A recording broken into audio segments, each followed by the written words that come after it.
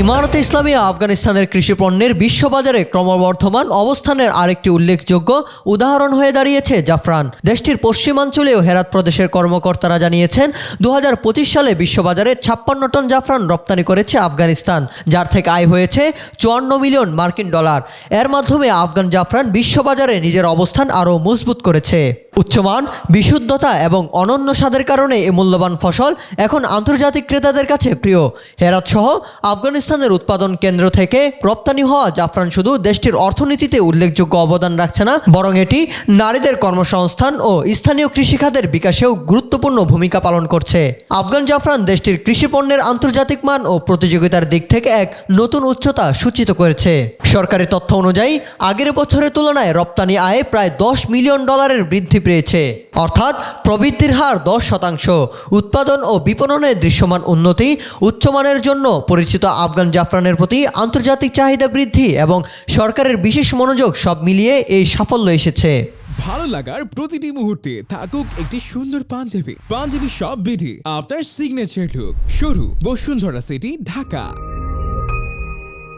২০২৫ সালে আফগান জাফরান রপ্তানি হয়েছে ভারত, স্পেন, সৌদি আরব, সংযুক্ত আরব আমিরাত, আমেরিকা, কানাডা, ব্রিটেন, ইতালি, তুরস্ক ও ওমানে। এই বাজারগুলো জাফরান ভোগ ও পুনর্রপ্তানির ক্ষেত্রে বিশ্বের গুরুত্বপূর্ণ কেন্দ্র হিসেবে পরিচিত, ফলে আফগান পণ্যের প্রতি আন্তর্জাতিক আস্থা আরও বৃদ্ধি পেয়েছে। অর্থনৈতিক বিশেষজ্ঞদের মতে এই বিস্তৃত বাজারে উপস্থিতি আফগান জাফরানকে প্রতিযোগিতায় এগিয়ে রাখছে এবং অভিজাত বাজারগুলোতে মেড ইন আফগানিস্তান ব্র্যান্ডকে স্থায়ীভাবে প্রতিষ্ঠা করার সুযোগ বাড়াচ্ছে। রপ্তানির এই সাফল্যের পাশাপাশি গত বছর আন্তর্জাতিক টেস্ট ইনস্টিটিউটের মূল্যায়নে আফগান জাফরান বিশ্বে প্রথম স্থান অর্জন করেছে। এই স্বীকৃতি সাম্প্রতিক বছরগুলোতে আফগানিস্তানের জাফরান খাতে বড় ধরনের উন্নয়নের আনুষ্ঠানিক স্বীকৃতি হিসেবে দেখা হচ্ছে। আফগানিস্তানে জাফরানকে কৌশলগতভাবে গুরুত্বপূর্ণ কৃষিপণ্য এবং মাদকের কার্যকর বিকল্প হিসেবে দেখা হচ্ছে। প্রচলিত ফসলের তুলনায় এতে আয় বেশি হওয়ায় পাশাপাশি এটি ব্যাপক কর্মসংস্থানের সুযোগ তৈরি করছে, বিশেষ করে সংগ্রহ, শুকানো এবং প্যাকেজিং কাজে নারীদের জন্য।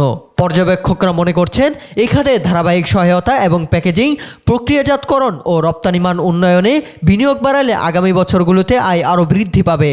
এতে জাতীয় অর্থনীতি শক্তিশালী হবে এবং আয়ের উৎস বৈচিত্র্যময় হবে।